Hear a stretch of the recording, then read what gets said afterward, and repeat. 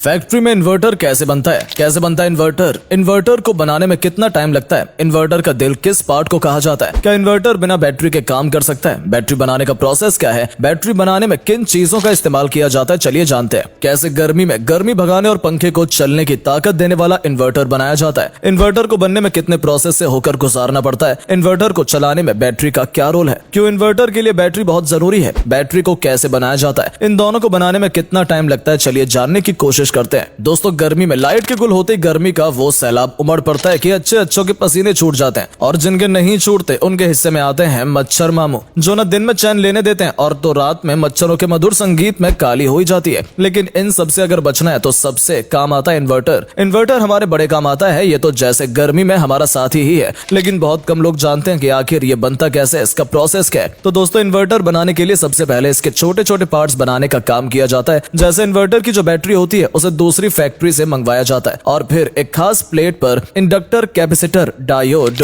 IC, microchip, transistor जैसी चीजों को लगाया जाता है। जब ये सभी चीजें एक प्लेट में फिट हो जाती हैं तो फिर बारी आती है ट्रांसफार्मर को बनाने की। बता दें, ट्रांसफार्मर का काम वोल्टेज को मेंटेन करने का होता है। इसके लिए ट्रांसफार्मर की जो प्लास्टिक बॉडी होती है उसे वाइंडिंग मशीन में डाल दिया जाता है और फिर इसे नट्स से टाइट कर दिया जाता है। इसके बाद कॉपर वायर को रॉड पर लपेटा जाता है। इस तरह प्लास्टिक बॉडी पर इस वायर को लपेट दिया जाता है। इसमें इस्तेमाल होने वाली कॉइल को ही प्राइमरी कॉइल कहा जाता है। इन्वर्टर के इस पार्ट पर इंसुलेटेड टेप लगाया जाता है और फिर दूसरे वायर से बाइंडिंग की जाती है, जैसे सेकेंडरी कॉइल के नाम से भी जाना जाता है। इस तरह इन्वर्टर के पार्ट्स बनाने में दोनों कॉइल का इस्तेमाल किया जाता है। अब बारी आती है इनमें आयरन की पतली पतली प्लेट लगाने की, जिन्हें आयरन कोर कहा जाता है। ये जो आयरन कोर होती है ना, वो इन्वर्टर में लगे ट्रांसफार्मर में जो करंट दौड़ता है उसे कम करने की ताकत रखती है। इसके लगाने से ट्रांसफार्मर जल्दी से गर्म नहीं होता, इसलिए ट्रांसफार्मर में आयरन कोर बहुत जरूरी होता है। अब जब ये सेट हो जाता है तो फिर इन्हें अच्छे से चेक किया जाता है और इनके बीच जो स्पेस होता है उसे भरने के लिए इनमें पतले पतले आयरन कोर को फिट किया जाता है और हैमर से अच्छी तरह सेट कर ट्रांसफार्मर के दो साइड पर दो खास प्लेट लगाई जाती हैं। ये एक तरह से आयरन कोर के लिए प्रोटेक्शन वाल की तरह काम करती है। इन दोनों प्लेटों से एक भी आयरन कोर बाहर नहीं निकलती। अगर आपको समझ नहीं आ रहा हो तो आप इसे 3D एनिमेशन के थ्रू समझ सकते हैं। बाईं तरफ प्राइमरी कॉइल और दाईं तरफ सेकेंडरी कॉइल लगा है। जब हम प्राइमरी कॉइल में लो वोल्टेज देते हैं तो सेकेंडरी कॉइल को हाई वोल्टेज मिल जाता है। अगर इस प्रोसेस को रिवर्स करें, यानी राइट वाले कॉइल को लेफ्ट में और लेफ्ट वाले को राइट में, तो इस ट्रांसफार्मर में हाई वोल्टेज देने पर बैलेंस वोल्टेज प्राप्त होता है। इसके बाद बारी आती है फ्यूज को बनाने की, जिसके लिए मशीन से एक वायर के छोटे छोटे टुकड़े कर दिए जाते हैं, जिन्हें फ्यूज एलिमेंट कहते हैं। इन्हें असेंबलिंग मशीन तक ले जाने के बाद ग्लास एलिमेंट में फ्यूज एलिमेंट को डालकर इंडी कैप को फिट किया जाता है और इस तरह फ्यूज बनकर रेडी हो जाता है। तो दोस्तों, देखा आपने इन्वर्टर में लगने वाले पार्ट्स को किस तरह से तैयार किया जाता है। इस तरह पार्ट्स बनने के बाद बारी आती है इन्वर्टर असेंबल करने की। असेंबल करने के लिए वर्कर्स इन्वर्टर की बॉडी के बैक साइड में रबर स्टैंड फिट करते हैं। जब ये फिट हो जाता है तो फिर कंडेंसर लगाया जाता है और वायरिंग की जाती है। साथ ही इसमें फैन भी सेट किया जाता है ताकि इन्वर्टर दूसरों को गर्मी ही नहीं बल्कि अपनी गर्मी भी शांत कर सके। इसके बाद बैटरी के वायर को छीला जाता है और इनमें राउंड हुक सेट किए जाते हैं। इस तरह 1 बाय 1 प्रोसेस कंप्लीट होते जाते हैं और फिर बारी आती है ट्रांसफार्मर को फिट करने की, जिसके लिए ट्रांसफार्मर को इन्वर्टर के अंदर रखा जाता है और फिर इन्वर्टर को बॉडी को टाइटली कस दिया जाता है। इसमें इन्वर्टर के अंदर लगे ट्रांसफार्मर में अगर जरा भी झटका लगे तो वो अपनी पोजीशन से हिले नहीं।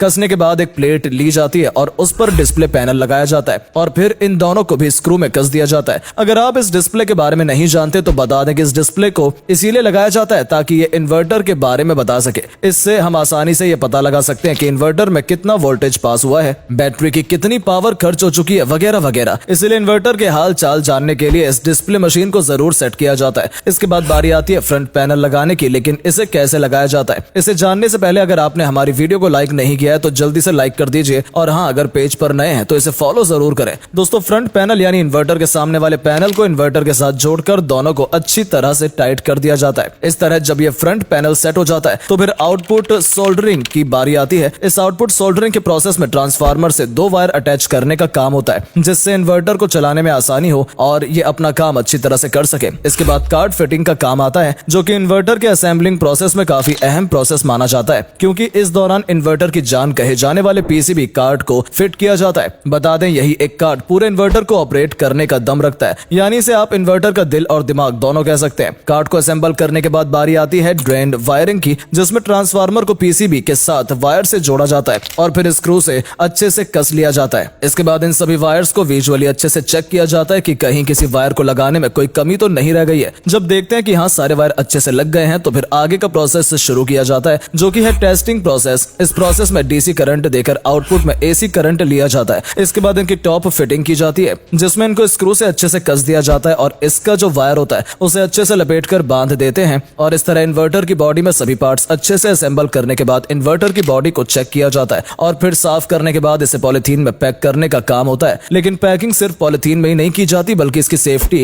एंड सिक्योरिटी के लिए इसके ऊपर मोटी फोम भी लगाई जाती है, जिससे इस पर किसी तरह की कोई भी चोट निशान वगैरह ना आए और कस्टमर तक ये एकदम सही सलामत पहुंचे। किसी भी कंपनी द्वारा जो इन्वर्टर बनाए होते हैं उसका वारंटी कार्ड भी इन्वर्टर के साथ रखा जाता है और फिर डिब्बे में इन्हें रखकर पैक कर फैक्ट्री में स्टोर रूम में पहुंचा दिया जाता है। वहां से इन्वर्टर मार्केट में आ जाते हैं और फिर आपके घर तक। लेकिन अभी इन्वर्टर में कुछ अधूरा सा है। लेकिन क्या आप नहीं जानते कि अरे भाई, इन्वर्टर के साथ रहने वाली बैटरी का मेकिंग प्रोसेस तो हमने देखा ही नहीं, क्योंकि जब तक बैटरी नहीं होगी तो इन्वर्टर कैसे चलेगा। इन्वर्टर और बैटरी का तो जैसे चोली दामन का साथ है, जिसकी वजह से अगर बैटरी न यूज की जाए तो बिना बैटरी के इन्वर्टर डीसी करंट को एसी करंट में चेंज ही नहीं कर पाएगा। इसीलिए बॉस इन्वर्टर की मेकिंग प्रोसेस के साथ बैटरी के मैन्युफैक्चरिंग प्रोसेस को भी जान लेते हैं। तो दोस्तों, सबसे पहले बैटरी की बॉडी में इन प्लेट्स के बंडल को डाला जाता है। यहाँ इन प्लेट्स के बंडल नेगेटिव प्लेट और पॉजिटिव प्लेट की मदद से बनाए जाते हैं। इसके बाद इन सभी प्लेट्स को बैटरी के अंदर फिट करने के बाद बैटरी को क्लोज कर दिया जाता है। ये प्रोसेस आपको बहुत छोटा और आसान लगा होगा, लेकिन ऐसा नहीं है, क्योंकि इस बैटरी को बनाने में भी काफी टाइम लगता है और इसमें काफी सारे प्रोसेस भी शामिल होते हैं। जैसे सबसे पहले बैटरी बनाने के लिए इसकी बॉडी तैयार की जाती है, जिसे मोल्डिंग मशीन की मदद से बनाया जाता है। इसके बाद बारी आती है इसकी नेगेटिव प्लेट बनाने की, जिसके लिए एक आग से भरे कंटेनर में लीड ऑक्साइड और कुछ खास चीजों को डाला जाता है और इन्हें एक निश्चित टेम्परेचर पर पिघलाया जाता है। इस तरह एक स्टील शेप का तैयार किया जाता है, जो कि जालीदार होता है और इन प्लेट्स को ग्रीड प्लेट्स के नाम से भी जाना जाता है और इस प्रोसेस को ग्रीड कास्टिंग कहा जाता है। अब बारी आती है इन ग्रेड्स को प्लेट में तब्दील करने की, जिसके लिए खास तरह का पेस्ट इस्तेमाल किया जाता है। इस पेस्ट को बनाने के लिए लीड के पीसेस को ग्राइंडिंग मशीन के जरिए ग्राइंड किया जाता है और ये एक बुरादे की तरह हो जाता है। इस पाउडर के साथ एक खास तरह का तेल ऐड किया जाता है और एक